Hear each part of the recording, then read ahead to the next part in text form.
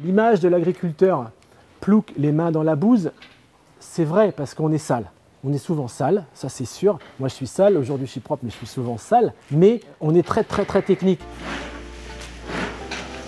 Je m'appelle Denis, j'ai 54 ans, je suis agriculteur. Elles vont aller tranquillement à la traite. Je vais aller ouvrir le fil, je vais siffler 2-3 fois puis vous allez voir, elles vont passer. J'aime bien dire que je suis un paysan. Ma femme, Cécile, elle ne veut pas que je dise paysan. Moi, j'adore dire paysan parce que le paysan, c'est l'homme de la terre, du pays. Donc, je suis un paysan parce que je suis du pays, mais ce n'est pas pour autant que je suis un vrai plouc, que voilà, je parle comme un charretier et que je ne sais pas avoir une vie normale à l'extérieur de ma ferme et de mes vaches, quoi. Comment je suis arrivé à ce métier? Ça a été assez spécial puisque je travaillais dans un autre domaine avant, puisque j'étais conseiller à la chambre d'agriculture. Et un jour, mon oncle m'a dit, écoute, ma ferme va être à vendre, est-ce que tu veux la reprendre? J'ai réfléchi, on a beaucoup réfléchi avec Cécile, mon épouse, et on a dit, pourquoi pas. La journée type sur l'élevage, elle commence le matin par la traite des animaux. Elle commence à 6 h et se finit à 8 h, 8 h 30. Ensuite, on fait un petit café, on passe à l'alimentation des animaux, globalement jusqu'à midi. Les soins aux animaux, les inséminations, ça c'est jusqu'à midi. Ensuite, l'après-midi, on a un petit laps de temps de 2-3 heures où on peut vaquer à faire autre chose, c'est-à-dire peut-être faire un peu d'entretien sur le matériel. Et puis à 16 h, de nouveau la traite. Après, quand on est en travail de saison, il y a tous les travaux dans les champs. Ces animaux au printemps, été, début d'automne, les vaches, elles vont pâturer l'herbe. Mais pour leur niveau de production et pour l'hiver, elles ont besoin de fourrage stocké. Et pour avoir ces fourrages-là, on doit les cultiver. Et donc c'est la partie que j'appelle culture à côté du métier d'éleveur. Moi, mes vaches, elles produisent en moyenne 30 litres de lait par jour.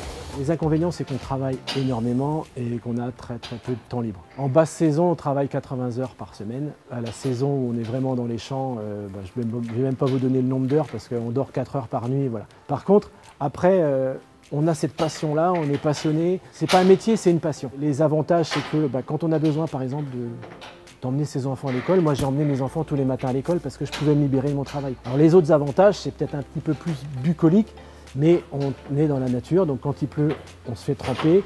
Mais au printemps, je vous assure, quand la nature se réveille, c'est extraordinaire. Si le week-end, je veux un petit peu relâcher, je me dis, allez, je vais faire une grasse mat, je vais me lever à 6 h 30. Et quand je monte au travail, elles sont là, elles grognent dans la salle de traite. Parce que en fait, la mamelle est gonflée, puis parce qu'elle se dit, hey, c'est l'heure là, faut y aller mon gars. La question du salaire, c'est une question qui est un peu taboue dans notre métier parce que en fait, on gagne très peu d'argent. Moi, je vais être cash avec vous. Globalement, là, moi, je gagne 3 000 € par mois. Plus des dividendes enfin, mais globalement, c'est 3 000 €. Par contre, quand je me suis installé, je gagnais 1 200 € par mois. Certains agriculteurs, là, s'installent, travaillent, gagnent 700 € par mois. Certains agriculteurs, la banque leur dit « Votre épouse travaille à l'extérieur, donc vous allez vivre avec le salaire de votre épouse pendant que vous remboursez votre installation. » Donc il faut faire très attention. Moi, j'ai toujours fait en sorte de dire « Voilà ce que je sors comme argent, je peux gagner tant, mes emprunts sont de temps, mon salaire est de temps. » Donc j'ai une marge de sécurité avec laquelle je peux faire certaines choses. Si je ne peux pas faire, je ne fais pas. Mais je n'ai jamais mis mon salaire en dernière priorité. Même si je suis conscient qu'à 55 ans, 3 000 €, ça peut être vu comme loser. Mais j'ai 3 000 €, j'ai d'autres avantages à côté. La famille va bien, voilà, ça va. Viens la fille, allez viens la fille. Viens, allez. Celle-ci s'appelle Telework. Ce box-là, ce sont les futures mamans. Elles ont un podomètre à la patte qui me donne moi l'instant T pour faire l'insémination puisque c'est moi qui l'ai fait. Et quand elles ont fait leur veau, elles passent de l'autre côté là-bas où elles passent en fait en phase de lactation où elles produisent vraiment du lait. Le métier d'agriculteur, on n'est plus au stade d'il y a 50 ans, c'est très digitalisé. Chaque acte doit être répertorié. Et on ne peut pas avoir des cahiers, donc on le fait en automatique, en direct sur le smartphone. Moi, quand je suis ici et que je vois un animal, je ne peux pas me rappeler de tous les animaux. Je regarde son numéro et puis je dis tiens, c'est voilà. Je me promène dans un champ, je vois un animal qui a un comportement bizarre. Pourquoi tu as un comportement bizarre? Alors je regarde, je dis tiens, elle est en tel stade de lactation, elle a eu tel problème, ou si elle boite, tiens, il faut que je la note pour la soigner. L'image de l'agriculteur plouc les mains dans la bouse, c'est vrai parce qu'on est sale.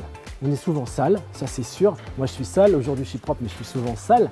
Mais on est très technique. Un jeune qui ne connaît pas ce métier et qui voudrait le connaître, il ne faut pas qu'il pense que c'est que pour les bouseux, quoi. Il faut faire des études, plus on a un niveau de formation élevé, plus c'est intéressant et plus on est compétent et compétitif.